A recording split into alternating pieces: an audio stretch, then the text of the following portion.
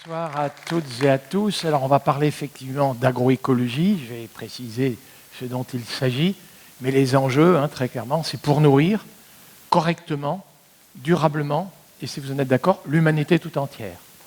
Donc, l'enjeu, c'est pas de faim, pas de malnutrition. Sur les 8 milliards d'habitants que nous sommes aujourd'hui, il y a quand même encore aujourd'hui entre 800 et 840 millions de gens qui n'ont pas tous les jours les 2200 kilocalories qu'il leur faudrait ingurgiter pour ne pas avoir faim. C'est le ventre qui tenaille, et c'est des gens qui n'ont pas trouvé dans l'alimentation l'énergie qu'ils pourraient éventuellement dépenser au travail, dans les loisirs, les battements de cœur. Et il y a 1 milliard de gens aujourd'hui, sur les 8 milliards d'habitants que nous sommes sur la planète, qui souffrent de malnutrition, c'est-à-dire qui ont une nourriture qui est déséquilibrée. Et nourrir correctement les gens, c'est évidemment des calories, d'énergie, c'est des protéines, c'est des vitamines, c'est des minéraux, c'est des fibres, c'est des antioxydants. Donc l'idée, c'est que tout le monde sur la planète puisse avoir une alimentation correctement équilibrée. Et correctement l'alimentation, c'est si on pouvait éviter les perturbateurs endocriniens dans les fruits et légumes, ce serait quand même pas mal. Souvent des résidus pesticides. Vous savez qu'à la jeune génération, qui a été un peu exposée, c'est une exposition régulière aux perturbateurs endocriniens depuis in utero, depuis l'exposition de la femme enceinte jusqu'à la fin de la croissance, à la jeune génération, on prédit aujourd'hui une espérance de vie en bonne santé, sans cancer du sein, sans cancer de la prostate, sans Alzheimer, sans Parkinson, les maladies neurodégénératives, peut-être d'une dizaine d'années inférieure aux gens de ma génération, qui, moi, quand j'étais fœtus, n'étaient pas exposés à ça. Donc, si vous voulez, pas de résidus pesticides dans l'alimentation, pas d'antibiotiques dans la viande aussi, parce que là, c'est déjà statistiquement avéré, ce n'est pas seulement une modélisation, un modèle prédictif, mais là, évidemment, à force d'ingurgiter des antibiotiques, parce qu'il y en a dans notre viande, on développe une antibiorésistance, c'est-à-dire qu'il y a effectivement des bactéries pathogènes résistantes qui, quand le médecin nous prescrit un antibiotique, il n'y en a plus d'effet. Et du coup, il nous faut éviter ça au plus vite, si vous en êtes d'accord. Donc, pas d'antibiotiques dans la viande. Évidemment, ça va être d'autres formes d'élevage. Donc, une alimentation équilibrée et sans ingrédients fâcheux, ni dans l'eau du robinet, si on pouvait éviter les désherbants dans l'eau du robinet, si on pouvait éviter les nitrates, ça a été évoqué tout à l'heure par Florence, dans les eaux dites potables, ce serait quand même pas mal. Correctement, donc c'est aussi un problème de quantité pour les pays déficitaires, dans les pays du Sud, qu'on appelait tiers-monde autrefois, il y a vraiment une question de quantité. Et nous, en France, correctement, c'est plus une question de qualité. Il faut savoir qu'on est excédentaire en un très grand nombre de produits, et s'il y a des gens qui souffrent de la faim en France, sachez que ça n'a rien à voir avec un manque de blé, de manque de poudre de lait ou de manque de viande disponible sur le marché. C'est des gens trop pauvres, donc ce n'est pas une question de disponibilité de nourriture, c'est des gens qui n'ont pas le pouvoir d'achat pour acheter une nourriture qui existe. Et comme Bruno le disait tout à l'heure, notre agriculture industrielle a quand même été capable de produire à des coûts monétaires sans arrêt décroissants. C'est-à-dire que le prix du pain a augmenté bien moins vite que l'inflation moyenne, pareil pour le lait, pareil pour tout ça. Mais néanmoins, il y a encore des gens pauvres qui ne parviennent pas à manger et donc qui ont faim et sont obligés de fréquenter les restaurants du cœur, les banques alimentaires et ce genre de choses. Et sachez que ça existe au Brésil. Des Brésiliens, que j'ai connus, qui désherbaient, qui ont été remplacés par du désherbant, le fameux glyphosate. Ces gens-là sont aujourd'hui au chômage, ils sont dans les bidonvilles, ils n'ont pas d'emploi, et ils ne parviennent pas à acheter du maïs et du soja qui sert à nourrir nos cochons. Parce que nos cochons se nourrissent d'un soja brésilien. Tout pourquoi ? Parce que les Brésiliens sont trop pauvres, nos cochons sont trop riches. Nos cochons sont plus riches que des pauvres Brésiliens. Donc oui, il y a de la nourriture disponible sur le marché mondial, il y a même pléthore de nourriture disponible sur le marché mondial. Vous savez que pour nourrir correctement un habitant, y compris avec des protéines animales, mais évidemment sans excès, j'en conviens, mais il faut produire de l'ordre de 200 kg de céréales par habitant et par an. La production mondiale, aujourd'hui, en moyenne, ça varie d'une année à l'autre, elle est de 330 kg de céréales ou son équivalent, pommes de terre, manioc, igname, banane plantain. Donc s'il y a des gens qui souffrent de faim et de malnutrition dans le monde, c'est d'abord un problème de pauvreté en termes monétaires et d'écart de revenus, parce que ce surplus d'aliments disponibles sur le marché mondial, il est acheté. Il est acheté par des gens riches. Alors, il est acheté par des gens riches qui éventuellement ont mis au frigo, la date de péremption était passée, ils ont bazardé avant même de déballer. C'est aussi parfois des grandes et moyennes surfaces, les tomates n'étaient pas bien calibrées, ils ont acheté une alimentation qui a échappé à des pauvres, et puis ils ont jeté à la poubelle, on essaie de les empêcher de faire ça aujourd'hui. Et puis c'est, je l'ai dit aussi, une alimentation qui échappe à des pauvres, par exemple au Brésil, qui sert à nourrir des cochons en surnombre, peut-être dans notre univers. Et puis ça a été évoqué tout à l'heure, je voyais la grande question, la pomme de terre va-t-elle servir à faire fonctionner nos voitures? Est-ce que ça va être un agrocarburant en fabriquant de l'éthanol? Est-ce que l'huile de colza doit faire de l'agrodiesel? Et donc oui, il y a des gens riches qui circulent en voiture, qui voyagent en avion, et pour remplacer les énergies fossiles, dont on nous a dit qu'elles étaient fossiles, et donc il fallait faire quand même un peu attention, eh bien est-ce que de consacrer des choses qui pourraient être de la nourriture à ces choses-là, parce qu'il y a des gens riches qui sont addicts à ces questions-là, c'est quand même une vraie question. Et vous voyez donc, je vais essayer, parce que j'ai souvent, là, avec ce marathon, j'avais presque envie de vous commencer par vous poser la question, avez-vous encore le moral? Moi, après toutes les courbes que j'ai vues, je ne vous cache pas, alors je vais essayer de vous le remonter, le moral, mais attention, sans être bisounours. Hein. Attention, il nous faudra quand même regarder pourquoi. Vous allez voir que je vais essayer de vous démontrer que oui, scientifiquement, on peut démontrer qu'on peut nourrir correctement et durablement l'humanité tout entière. Et la question, c'est pourquoi on n'a pas fait ce qui est nécessaire et qu'est-ce qu'il nous faudrait pour que ça change. Et vous voyez que le premier élément que je suis en train de mettre en avant, c'est une meilleure redistribution des revenus. Ce n'est pas une question d'agronome.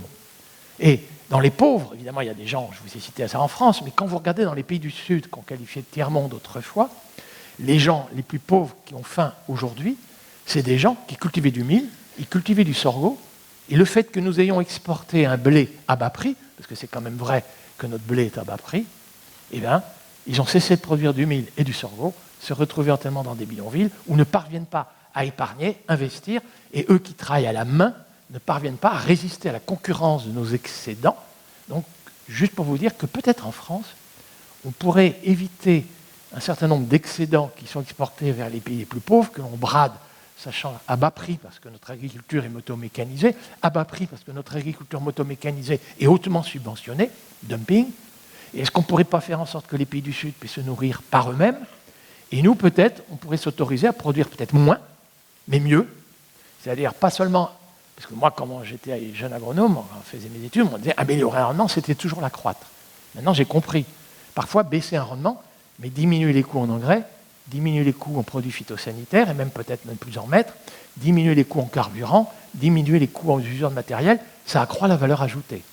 Et si vous voulez diminuer le taux de suicide des agriculteurs en France, peut-être qu'il faut envoyer aujourd'hui une agriculture qui minimisera les rendements, enfin qui les diminuera, mais diminuera encore davantage les coûts pour que la valeur ajoutée, le revenu de l'agriculteur, ce qui pourra payer comme impôt le loyer au propriétaire, l'intérêt à la banque, cette valeur ajoutée nationale en termes monétaires pourrait s'accroître.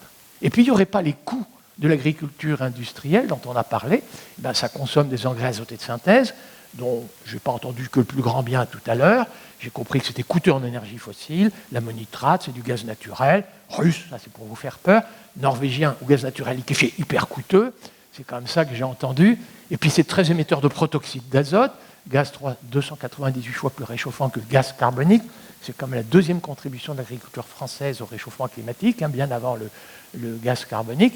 Donc, on va arrêter ça si vous en êtes d'accord. Donc, ce n'est pas que en termes monétaires, il faut aussi éviter les coûts cachés, les externalités négatives, les pertes de taux d'humus. Il nous faut protéger la biodiversité. Je voudrais voir des pollinisateurs, je voudrais revoir des coccinelles, je voudrais voir des mésanges bleus qui s'attaquent aux papillons de nuit. Il y aurait des pommes sans petits vers, sans les larves de carpocaps et sans pesticides. Enfin, ce serait génial, quoi. Alors, est-ce que c'est possible techniquement parlant? Là, je vais vous remonter le moral. La réponse est catégorique. Oui, nous pourrions nourrir plus de 8-10 milliards d'habitants en 2050 par une agriculture inspirée d'une agroécologie. Je vais vous présenter l'agroécologie comme une source d'inspiration qui a des fondements scientifiques. C'est-à-dire que l'agroécologie, il ne faut pas l'opposer à l'agriculture biologique, à l'agriculture de conservation, à l'agriculture de précision, à l'agroforesterie, à la permaculture. Tout ça, ce sont des pratiques agricoles qui relèvent plus ou moins de l'agroécologie. Mais l'agroécologie, c'est une source d'inspiration pour que des gens, quand ils cherchent des techniques, peuvent s'en inspirer pour pratiquer des formes d'agriculture alternatives, plus conformes à l'intérêt général et adéquates aussi au contexte qu'on a évoqué aujourd'hui beaucoup, le dérèglement climatique. Les agriculteurs vont devoir s'adapter au dérèglement climatique, donc un climat de plus en plus chaotique, aléatoire. Ça veut dire pas mettre tous ses œufs dans le même panier, un revenu plus résilient. Et vous allez voir, je vais plaider pour la diversification de cette agriculture quand elle s'inspire de l'agroécologie. C'est conforme à la résilience des revenus des agriculteurs, c'est conforme à la résilience des écosystèmes aujourd'hui, on va voir, parce qu'un écosystème qui est attaqué par un accident climatique extrême, quand il est diversifié, il récupère plus vite ses potentialités productives que quand il est trop fragilisé, trop spécialisé, trop simplifié. Donc ça, tous les écologues vous le direz, et c'est vrai pour les écosystèmes agricoles, pour les agro-écosystèmes, c'est aussi très vrai. Alors, pour vous remonter le moral, j'ai envie de vous dire, on a besoin d'énergie. J'ai dit tout à l'heure, alors ça a été très clairement expliqué tout à l'heure, l'énergie peut prendre des formes très diverses. Il y a l'énergie solaire, et puis moi, là, je vous parle de l'énergie alimentaire. Celle qu'on trouve dans notre alimentation et qu'on va dépenser ensuite au travail, dans les déplacements, les battements du cœur, le cerveau. Moi, je carbure beaucoup, et, enfin vous aussi, mais voilà, donc on a besoin de cette énergie. Et vous êtes tous au courant, d'où vient cette énergie qu'on trouve dans l'alimentation? Ça nous vient du soleil. Et moi, on m'a raconté qu'il n'y avait pas de pénurie de rayons solaires avant des milliards d'années. Alors je vous suggère, si vous en êtes d'accord, qu'on fasse un usage intensif à l'hectare de cette ressource renouvelable et gratuite. Je vais plaider pour une agriculture intensive à l'hectare. Parce que moi, l'agriculture extensive, ça a été raconté tout à l'heure, les effets, les émissions de gaz carbonique qui ont lieu à l'étranger, vous savez, quand on achète un poulet bas de gamme élevé avec du soja brésilien, on a contribué à déforester la forêt amazonienne, on a contribué à la perte de biodiversité et à mettre du gaz à effet de serre là-bas. Alors ça, c'est l'agriculture extensive qui déforeste la forêt amazonienne, la forêt congolaise, qui déforeste les savanes arborées, la forêt de Bornéo, etc. Alors moi, l'agriculture extensive, non. Non. Dans les lieux agricoles, déjà, pouvoir produire éventuellement plus, alors on va voir plus de produits bruts ou plus de valeur ajoutée, selon les pays, on est d'accord, mais l'idée de faire l'usage intensif de ce qui ne coûte rien et renouvelable, je trouve ça pas idiot du tout. Et du coup, vous l'avez compris, plus un seul rayon du soleil ne doit tomber à terre. Tous les rayons du soleil doivent tomber sur des feuilles vertes, capables d'intercepter l'énergie solaire et la transformer en énergie alimentaire. On appelle ça photosynthèse. Je ne veux plus voir. Donc, vous l'avez compris, on va associer des végétaux ensemble. On va associer simultanément sur la même parcelle plusieurs cultures. Il y aura une plante à port irrigé, il y aura éventuellement un haricot volubile qui va monter sur le maïs, et vous aurez une plante rampante, une pastèque, un concombre qui va ramper et intercepter les derniers rayons du soleil. Je veux une surface végétale verte la plus totale et la plus permanente possible. Hiver, printemps, été, automne. Sous la neige, j'en conviens, le soleil ne trouvera pas la feuille verte, mais dès que la neige est, hop, ça y est, je veux que la photosynthèse, la maximiser, puisque c'est l'utilisation intensive de ce qui est renouvelable et gratuit. Alors maintenant, je dois vous faire un aveu. C'est que quand même, il y a un problème. Le problème, alors évidemment, vous l'avez compris, quand vous êtes au Mexique, il y a le maïs, il y a le haricot, il y a la cucurbitacée. En France, je vous dis tout de suite, il y a des agriculteurs déjà, entre les rangées de blé, ils mettent de la févrole, ils mettent des lentillons, donc des plantes qu'on dit des légumineuses, et donc les rayons de soleil qui ne sont pas tombés sur la feuille de blé tombent déjà sur les feuilles de la févrole, du lupin ou du lentillon. Donc déjà, on arrive mieux. J'en conviens, commencer à mettre un concombre en travers de la moissonneuse-batteuse, c'est quand même... Donc j'en conviens, en France, il y aura beaucoup d'efforts à faire. Quand c'est une agriculture manuelle ou quand c'est une culture attelée dans les pays du Sud, c'est beaucoup plus facile qu'en France où c'est déjà très hautement moto-mécanisé, ça a été dit tout à l'heure. Mais néanmoins, on va devoir évoluer vers ça, et sachez qu'il y a des gens déjà qui pratiquent ça, remettre des pommiers sur la prairie et ce genre de choses, pour qu'il y ait la couverture végétale la plus maximale et la plus permanente possible. Mais je vous ai bien dit, il faut que ces feuilles soient vertes. Et la photosynthèse, il ne faut pas que la feuille soit morte, ça va de soi. Et plus encore, il faut que cette feuille verte transpire. Parce que figurez-vous, l'énergie dont je vous parle là, vous le savez, ça s'appelle glucides, ça s'appelle lipides, c'est des hydrates de carbone.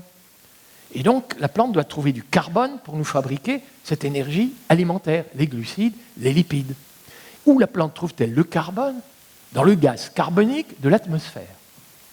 Et je vous pose la question, y a-t-il pénurie annoncée de gaz carbonique dans l'atmosphère? Alors, excusez-moi, non. Évidemment, après, il y a des climato-négationnistes qui vont raconter des bêtises, mais non, il y a pléthore de gaz carbonique dans l'atmosphère. Alors, si les agriculteurs peuvent faire un usage intensif à l'hectare de ce gaz carbonique, la plante va prendre le gaz carbonique, va prendre le carbone, va libérer de l'oxygène. paraît que ce n'est pas mauvais pour nos poumons. Allons-y. Et avec ce carbone, la plante va fabriquer des sucres, du fructose, du glucose, du saccharose, des lipides, de l'huile d'olive, de l'huile de colza, etc. Et peut-être même va fabriquer des tiges, va fabriquer des pailles, va fabriquer des racines qui, après récolte, si ça se décompose bien, vont fabriquer de l'humus et séquestrer du carbone dans l'humus des sols. Je suis pour l'agriculture intensive. Sauf que, pour que le gaz carbonique rentre dans la plante, elle rentre par des petits trous, bien sûr, et l'oxygène va sortir par les mêmes trous, mais ces petits trous, c'est les petits trous par lesquels la plante transpire. On les appelle dans notre jargon stomates. Et il faut donc impérativement que la plante transpire. Parce qu'imaginez un beau champ de maïs dans le sud-ouest français. Ça y est, on s'approche. Ce beau champ de maïs, effectivement, le maïs, alors évidemment, le sol à nu l'hiver, c'est pas génial, des rayons de soleil qui tombent à terre, franchement, c'est pas génial. Avril-mai, ça y est, le maïs est semé, des rayons de soleil tombent dans la rangée de maïs, je trouve pas ça très génial. Et puis ça y est, au mois d'août, enfin, on peut dire, ça y est, le maïs recouvre la presque totalité du sol, les rayons peuvent tomber sur des feuilles vertes, ah ben oui, mais c'est raté. À ce moment-là de l'année, comme il ne pleut pas au mois d'août, le maïs, il est comme nous, hein, il a besoin de transpirer, plus il fait chaud, plus il fait sec, il y a plus du vent. Au mois d'août, il transpire beaucoup, peut-être moins qu'un blé, mais ça, qu'importe. Et le problème, c'est est-ce qu'il y a encore de l'eau en réserve dans le sol pour que la plante puisse transpirer? Et nous, il est clair que quand il fait chaud, sec et tout, il faut qu'on boive tout de suite de l'eau, sinon on se déshydrate. La plante a un avantage sur nous, c'est que si elle ne trouve pas assez d'eau à boire momentanément dans le sol, elle peut arrêter de transpirer pour ne pas se déshydrater. Mais du coup, elle ferme les orifices par lesquels elle transpirait, et elle vient de fermer les orifices par lesquels le gaz carbonique pouvait rentrer et l'oxygène ressortir. C'est-à-dire que votre maïs, au mois d'août, s'il n'est pas irrigué, ça ne sert à rien. Le soleil tombe, il y a beaucoup de soleil, la feuille est verte, et pourtant, la plante cesse de transpirer en attendant la prochaine pluie. On appelle ça résister au stress hydrique, dans notre jargon. Et la plante, pour résister au stress hydrique, arrête de transpirer, et même s'il y a du soleil, et même si ça recouvre la totalité du sol, c'est pas génial. Et du coup, vous savez ce qu'on fait en général dans ces moments-là? On commence à irriguer, et j'ai observé tout à l'heure, j'ai écouté Florence, j'ai cru comprendre qu'il faudrait les nappes phréatiques, de puiser trop d'eau dans les ruisseaux et qu'il n'y ait plus de poissons. Franchement, c'est pas génial. Moi, ce que je vous suggérerais, si vous en êtes d'accord, que nous fassions l'usage intensif à l'hectare de l'eau de pluie, la seule qui nous est donnée gratuitement. Mais, ça nous a été dit aussi, de façon de plus en plus aléatoire, de plus en plus chaotique, la distribution spatiale dans l'espace, la distribution d'une année à l'autre va devenir de plus en plus chaotique, aléatoire, et donc là, il est clair, effectivement, il va falloir s'adapter, les agriculteurs vont devoir s'adapter à ça, mais l'idée, c'est quand même bien de faire un usage le plus intensif de cette eau de pluie dont on nous dit qu'elle va nous être distribuée, parfois en trop, parfois en pas. Et même quand on nous a dit qu'il y en a trop, le drame, c'est que l'eau, elle ruisselle, elle rejoint la mer directement en érodant les sols, en ruisselant très vite vers les rivières et vers la mer. Et cette eau-là, qui aurait pu servir à l'alimentation des plantes si elle était rentrée dans le sol, non, elle est allée trop vite vers la mer. Et du coup, même quand il y a trop d'eau, il y a un manque d'eau. Quand, quelques semaines après, on en a besoin, une eau qui n'a pas été mise en réserve dans le sol. Donc moi, ce que je vous suggère, c'est que désormais, toute l'eau de pluie, j'ai bien dit toute l'eau de pluie, plus rien ne doit ruisseler. On va remettre des haies. J'ai du succès dans le bassin parisien. La couverture végétale, le petit filet d'eau qui coule, il est arrêté par une tige, par une racine, par une feuille morte, finira par s'infiltrer. Donc la couverture végétale, ça empêche l'eau de ruisseler trop vite. On va tout faire pour que l'eau soit emmagasinée dans le sol, pour que quand il y a un stress hydrique, non, justement, il y ait de l'eau en réserve. Quand il y a un moment de canicule, un moment de sécheresse, il y ait de l'eau en réserve dans le sol à hauteur des racines. On doit favoriser l'infiltration de l'eau, on empêche les ruissellements. Urgence, parce que j'entendais tout à l'heure, il y avait quand même un peu un propos, est-ce qu'on ne pourrait pas commencer dès maintenant, quoi? Et puis j'entendais que Meadows, etc., 30 ans après, il disait « Ouh là là, on a peut-être pris du retard. » Donc, non, c'est dès maintenant. On va empêcher le ruissellement, dès maintenant, s'il vous plaît. Voilà. Alors, il faut que le sol soit poreux. Et moi, quand j'étais jeune étudiant, on m'enseignait le labour. Le labour. Et maintenant, j'enseigne le zéro labour. En fait, le labour, c'est vrai que ça rend le sol poreux, on crée de la macroporosité, mais aérer exagérément un sol, c'est aussi oxyder exagérément le carbone de l'humus des sols. Parce que ce fameux carbone du gaz carbonique, qui a servi à fabriquer des pailles, des racines, et je vous ai dit, si ça se décompose bien, on verra les conditions, ça peut créer de l'humus. L'humus, c'est 50% de carbone. Mais si cet humus, vous l'oxydez tout de suite, le carbone retourne à l'état de CO2, gaz à effet de serre, et le taux d'humus rediminue. Et on va voir que l'humus, c'est aussi ça qui retient l'eau dans les sols. Il nous faut accroître le taux d'humus dans les sols, à la fois pour l'intérêt de l'agriculteur, ça va permettre de fixer l'eau à hauteur des racines, et à la fois pour l'intérêt général, parce que séquestrer du carbone dans l'humus des sols, c'est contribuer à atténuer la teneur en gaz carbonique de l'atmosphère.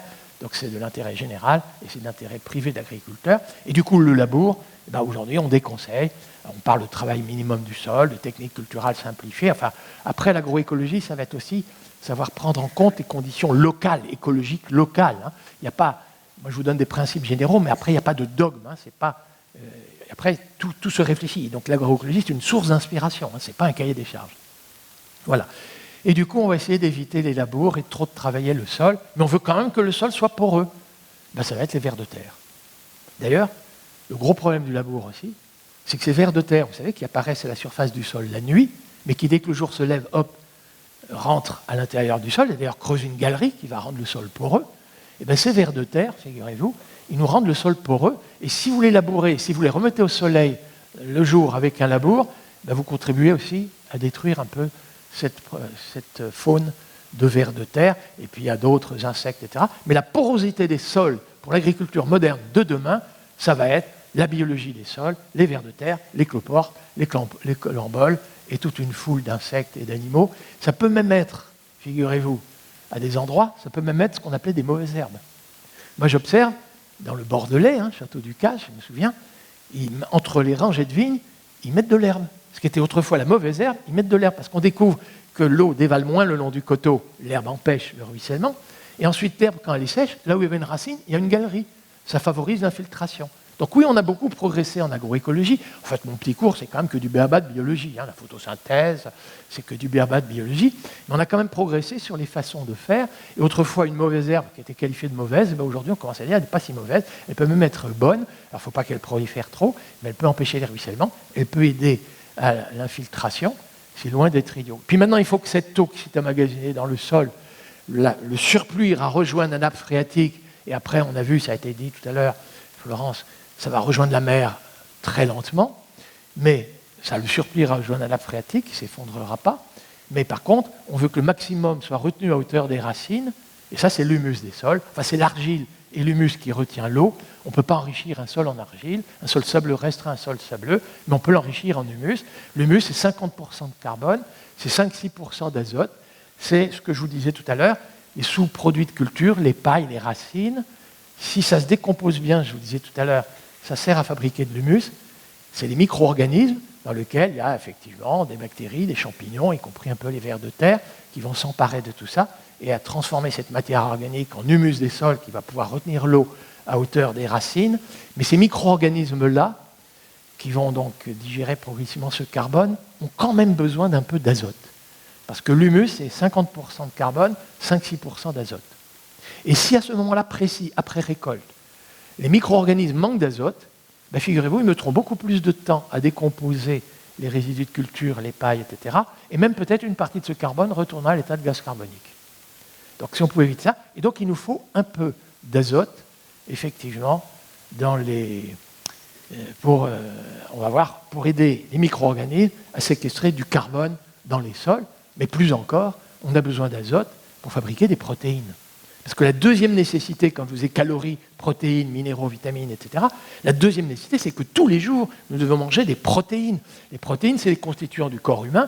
Donc, c'est des protéines que nous mangeons, qui sont digérées, qui nous permettent de refabriquer et de renouveler les tissus du corps humain, les cheveux qui s'allongent, les ongles qui s'allongent. Et puis, tout ça, ça s'use, ça repart dans nos urines. Et il nous faut tous les jours ingurgiter des protéines qui sont des molécules azotées. En fait, c'est des molécules carbonées sur lesquelles on rajoute de l'azote. Et où la plante trouve-t-elle de l'azote? Dans l'air. 79% d'azote dans l'air que vous respirez, vous et moi. Pas de pénurie avant des siècles. Donc durablement, allons-y, on va faire un usage un intensif à l'hectare, si vous en êtes d'accord, de cet azote de l'air. C'est assez étrange parce que quand on parle des limites planétaires, et voilà, le monsieur du fumier, il autorise le soleil, il n'y a pas de limite. Le carbone du gaz carbonique, allez-y, sans limite. L'azote de l'air, intensif, allez-y, c'est gratuit. Mais oui, l'agriculture moderne de demain, ce n'est pas l'énergie fossile qui va nous gouverner, c'est l'énergie solaire qui va nous gouverner, c'est évident. Ça a été dit 1000 fois déjà cet après-midi. Donc allons-y, commençons.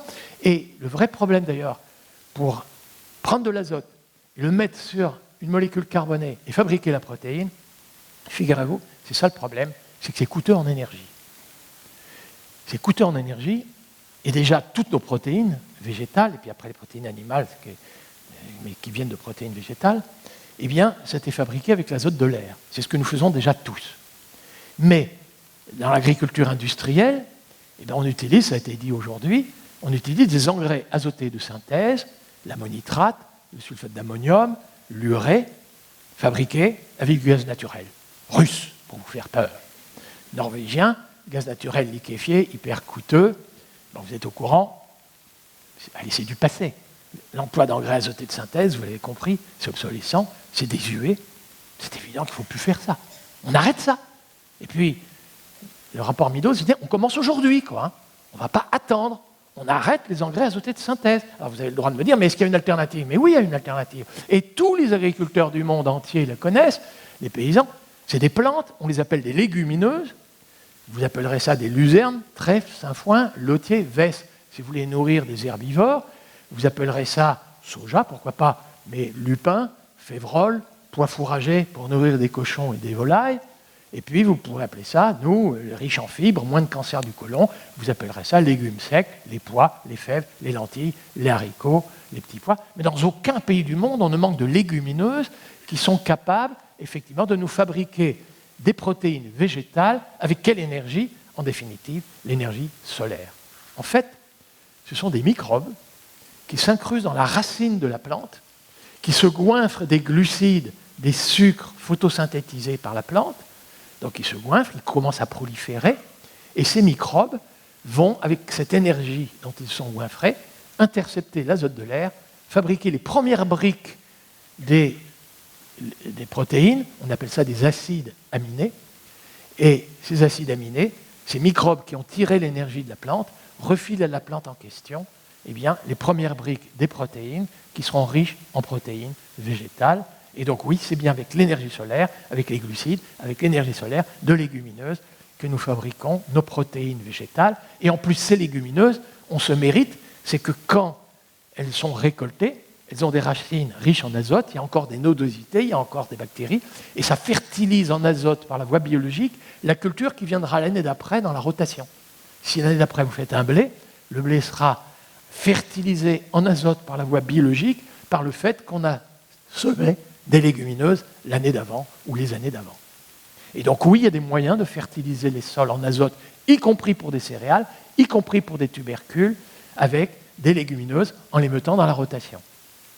Et moi, je suis un peu désespéré de voir qu'en France, on est déficitaire pour les 2/3. En protéines végétales, l'Europe des 27 est déficitaire pour les 3/4. Nous importons du soja, des graines de soja, ou du tourteau de soja, quand c'est pour nourrir des ruminants, transgéniques de surcroît, en provenance du Brésil, d'Argentine, des États-Unis. Et vraiment, je m'interroge. Mais est-ce qu'on a raison de surproduire des céréales et de faire du tort aux paysans de mil et de sorgho? Est-ce qu'on ne pourrait pas libérer des terrains pour faire moins de tort aux Sénégalais et nous, retrouver une souveraineté protéinique? Moi, je vous proposerais volontiers, si vous en êtes d'accord, que sur le territoire français, avec des légumineuses françaises, nous produisions des protéines françaises qui intercepteraient de l'azote français.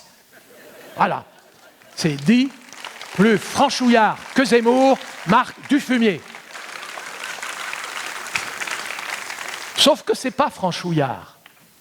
Parce que quand je suis au Brésil, j'adore provoquer, vous l'avez vu, quand je suis au Brésil, je dis qu'il faudrait que le Rhum ait des droits de douane conséquents pour moins importer de votre soja. Vous savez ce qu'ils me racontent, les Brésiliens?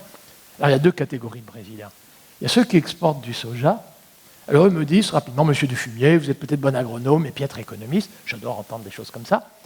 Vous n'avez pas compris que le libre-échange, C'est la spécialisation sur les avantages comparatifs. Nous, on a des avantages comparatifs pour faire du soja, donc renoncez à faire ce pourquoi vous êtes moins compétitif.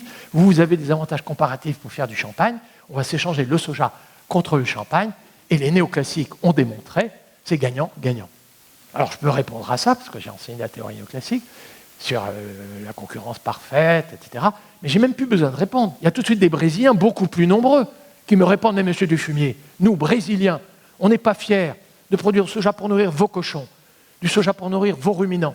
Nous, on préférait que le soja brésilien nourrisse les Brésiliens.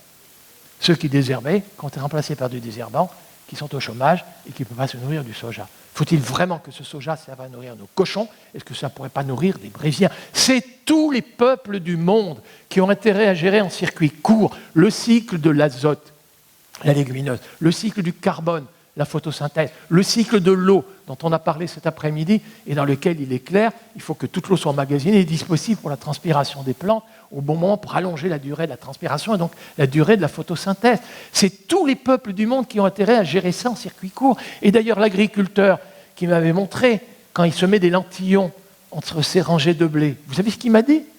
Il m'a dit, écoutez, après récolte, sachant qu'il parlait à un agronome, après récolte, les micro-organismes trouvent le carbone de la racine du blé, ils trouvent l'azote de la racine du lentillon, et du coup, ils nous fabriquent de l'humus sans même qu'on ait à mettre du fumier.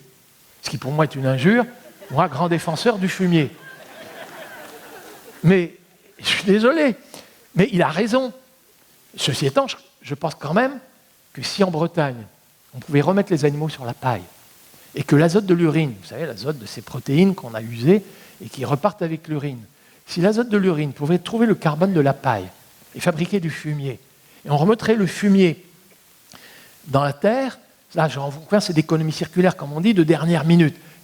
L'agriculture, c'est d'économie circulaire, le cycle du carbone, le cycle de l'azote, ça, il faut le prendre, anticiper très tôt. Mais là, déjà, si on pouvait faire en sorte que l'azote ne fertilise pas des algues vertes, et que ce soit piégé dans la litière, le fumier et le carbone et l'azote aident à fabriquer de l'humus sur des terres agricoles, moi, je trouve ça pas idiot. Moi, associer 3 tons agriculture-élevage, je vous proposerais même que dans le bassin parisien, on remette des brebis. Alors on va me dire, ah, monsieur Dufumier, ah, vous allez remettre des ruminants. Et le méthane, ah, ça contribue au réchauffement climatique. Et donc, mettre des brebis dans le bassin parisien, vous contribuez à accroître l'effet de serre, le réchauffement et le dérèglement climatique. Je dis, attendez, il faut faire le calcul entier. Parce que vous avez raison, ça dégage plus de méthane. Mais cette brebis, elle va être nourrie par de la luzerne. Et la luzerne, elle, ne va pas exiger d'engrais azotés de synthèse. Et du coup, c'est moins de protoxyde d'azote et c'est moins de consommation d'énergie fossile. Donc n'oubliez pas quand on fait des analyses de cycle de vie, quand on fait des calculs en termes monétaires, qu'on fasse des calculs en termes énergétiques, énergie, carburant, agrocarburant ou énergie fossile, ou qu'on fasse analyse de cycle de vie, contribution au réchauffement climatique depuis le début de la filière jusque vers la fin, s'il vous plaît, on n'oublie pas les effets collatéraux. C'est-à-dire que l'analyse strictement filière, en termes de compétitivité, dans les 3 unités de mesure que je disais ça, monnaie, énergie, joule, calories et équivalent carbone, s'il vous plaît, regardez l'écosystème entier. Et s'il y a des effets collatéraux, c'est-à-dire que le supplément de contribution au réchauffement climatique, ici, ça contribue à un moindre réchauffement climatique, moins de contribution au réchauffement climatique, là, avec une autre culture qui est dans l'assolement, qui est dans la rotation, faites un calcul entier. Alors juste pour vous dire, parce que évidemment j'essaie de vous remonter le moral en disant mais oui, techniquement c'est parfaitement possible de nourrir correctement, durablement l'humanité tout entière, mais n'oublions pas quand on va parler des conditions politiques, que les lobbies d'en face, le mensonge par omission, c'est-à-dire des calculs justes mais tronqués, alors là ils sont très bons, hein. Ils sont très bons. Et je propose qu'on les dénonce. Si vous en êtes d'accord, je commence à me fâcher, pas avec vous, hein, mais voilà. Alors, voilà, la question des protéines peut être résolue. Évidemment, en mettant des protéines et avec des rotations, dans les associations, dans les rotations, dans les assolements, des légumineuses, s'il vous plaît, et on arrête avec les engrais azotés de synthèse. On a besoin d'éléments minéraux, je vais passer un peu plus vite là-dessus. Le fer, ça nous a été dit tout à l'heure, il n'y a pas de pénurie. Le calcium, les falaises calcaires, donc effectivement, il y a des sols acides sur lesquels on peut apporter du calcium, hein, ça c'est pas un problème, du calcaire, hein, tout ça c'est naturel, hein, mais pour corriger l'acidité du sol, mais des falaises calcaires, il n'y a vraiment pas de crainte avant longtemps. La vraie crainte, et c'est là où dans les limites planétaires, je commence à réintégrer effectivement les limites, c'est le phosphore. Parce que là, le phosphore, on nous dit quand même que d'ici 3-4 décennies, les mines de phosphate, le coût d'exploration et le coût d'exploration d'abord et d'exploitation ensuite va devenir hyper coûteux. Et là, je ne vous cache pas, et alors après, vous savez, c'est dans les fonds marins. Hein, alors là, je ne vous raconte pas, prudence, prudence, hein, s'il vous plaît, on va essayer d'arrêter tout ça. Et donc, et du coup, la question va être, je vais devoir faire court, mais de trouver quand même, alors d'abord, éviter le gaspillage. Alors c'est un peu vrai que le phosphore qu'on a mangé, alors le phosphore c'est indispensable pour la plante, hein, ça fait partie de son ADN, d'une autre aussi, nous c'est pas seulement pour phosphorer, c'est la photosynthèse et le phosphore est indispensable, mais il nous faut éviter, quand ça s'use dans nos tissus, que ça aille fertiliser des algues vertes sur le littoral, donc là aussi il faut récupérer ça et éviter, le remettre dans les sols, et il nous faut en trouver ailleurs. Alors là, j'en conviens, la question elle est, est-ce qu'on pourrait en trouver? La réponse est quand même oui.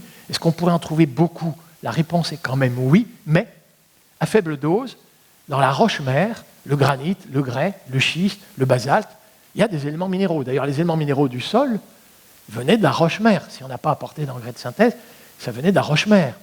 Et du coup, en sous-sol, sachez que cette roche est altérée tous les jours et libère des éléments minéraux. Mais ce n'est pas accessible à une racine de blé, mais ça peut être à des racines d'arbres. Si on a des arbres qui ont des racines profondes, ils vont aller chercher les éléments minéraux au moment où la roche est altérée, ça va remonter avec la sève, ça va dans la feuille, ça tombe à terre et ça fertilise la couche arable. Oui, on va remettre des pommiers dans la prairie. Oui, on va réembocager en remettant des haies, absolument. Parce que ça empêche le ruissellement, parce que ça peut faire brise-vent, mais aussi parce que ça peut être fertilisant. En ayant cherché les éléments minéraux en profondeur, et dans la feuille, quand la feuille morte tombe à terre, ça fertilise. Et si en plus, ça devient un peu moderne aujourd'hui, j'en conviens, mais vous avez des champignons, vous savez, comme la truffe, qui s'incrusent dans la racine de l'arbre.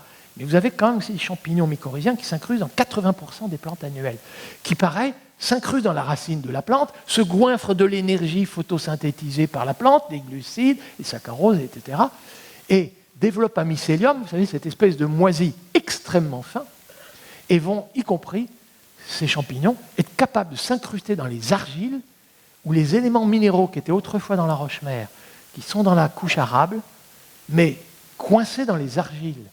Et la plante, même celle qui a des racines les plus filamenteuses, ne parvenait pas à décoincer ces éléments minéraux qui étaient dans les argiles et à les solubiliser, les assimiler. Et bien, ces champignons mycorhiziens sont capables de s'incruster dans les sites internes de l'argile, de débusquer ces éléments minéraux, et notamment pour le phosphore, je vous le dis tout de suite, de les rendre assimilables. Et vachement sympa, le champignon, il restitue ça à la plante, dont il avait tiré l'énergie, c'est des synergies, c'est donc c'est des convergences, c'est pas la plante, le micro-organisme n'est pas un parasite, c'est une symbiose, voilà, je cherchais le mot, et donc on va utiliser ces symbioses. Alors là, je ne vous cache pas, je pense que dans les 15 ans qui viennent, les principaux progrès qui vont avoir lieu dans toute l'agriculture du monde, c'est effectivement qu'il faut inoculer, réinoculer des champignons mycorhiziens. Alors évidemment, pour les arbres, ça va permettre d'intercepter davantage d'éléments minéraux de la roche-mère, et ça va aller jusque la feuille morte et ça va revenir. Pour les plantes annuelles, ça va aller plus à l'horizontale, aller chercher les éléments minéraux qui sont coincés dans les argiles. Mais oui, très honnêtement, peut-être que plus tard, quand nous ne dépendrons que d'énergie renouvelable, dans plusieurs générations, réduire en poudre fine les roches de zones désertiques, et puis fertiliser avec ça, parce qu'il y a des kilomètres quand même, hein, puis il y a des étendues. Donc on ne manque pas d'éléments minéraux, mais effectivement, les extraire, tant qu'on dépend d'énergie fossile, ne réduisez pas ces roches en poudre fine. Même les agriculteurs bio qui utilisent aujourd'hui du phosphate naturel, hein, je vais vous dire, pour que ce soit assimilé par la plante, sont obligés de la réduire en poudre extrêmement fine. Et c'est très dur à solubiliser, et en tout cas, on n'est pas sans avenir, et je pense que là, dans les 15-20 ans qui viennent, ça va être ça l'élément décisif. Et puis, vous l'avez compris, puisque je dois accélérer, là, elle a fait brise-vent, mais elle peut héberger des coccinelles, elle peut héberger des pollinisateurs, elle peut, dans les hautes tiges, héberger des mésanges. Les mésanges vont s'attaquer aux papillons de nuit, et du coup, il n'y aura pas de larves de capocaps dans vos pommes, et vos pommes n'ont pas de larves de capocaps, pas de petits vers, mais pas de pesticides, parce que la biodiversité est sauvage, les coccinelles, évidemment, vont réapparaître et neutraliser les pucerons. De toute façon, l'agriculture moderne de demain n'emploie plus les produits en seed, on n'éradique plus. L'agriculture moderne de demain, elle vit avec cette biodiversité-là, et elle minore éventuellement la prolifération. Donc vous associez plusieurs plantes dans l'espace, là seulement diversifiées, dans la même parcelle. Le ravageur de cette plante pour aller ravager la plante de la même espèce, il y a 10 barrières végétales. Ouh là là, ça proliférera très peu. Puis on va choisir des variétés tolérantes. Il y a des insectes piqueurs-suceurs, choisissez des variétés velues. L'insecte piqueur-suceur, il essaie de piquer et sucer, il n'y arrive pas, les poils l'en empêchent. Vous avez des chenilles, sélectionnez des variétés lisses, cirées. Le papillon dépose son œuf, hop, ça tombe à terre. Et très bien. Et du coup, il n'y aura pas de chenilles dans vos légumes. Vous voyez que techniquement parlant, on ne manque pas de solutions techniques. Donc oui, on peut nourrir bien plus de 8 et 10 milliards d'habitants sur la planète, que techniquement parlant, il y a toutes les raisons d'être optimiste. Et maintenant, pour les 4 minutes qui me restent, si vous me posez la question, ou une question que vous avez le droit de ne pas me poser, c'est Monsieur Dufumier, politiquement, êtes-vous optimiste? Alors la transition. Vous avez vu que radical, positivement parlant, hein, c'était dit tout à l'heure, c'est radical, c'est une métamorphose. On va changer complètement notre agriculture. Et pas la question de l'agriculture biologique plus exigeante en travail, parce que le gros défaut de cette agriculture dont je vous ai parlé, c'est qu'elle est exigeante en travail. Figurez-vous, je suis en train de promouvoir une agriculture intensive en emploi. Mais qu'est-ce que je suis idiot? Enfin, c'est ce que disent les gens d'en face. Ils arrivent à dire, mais il est idiot.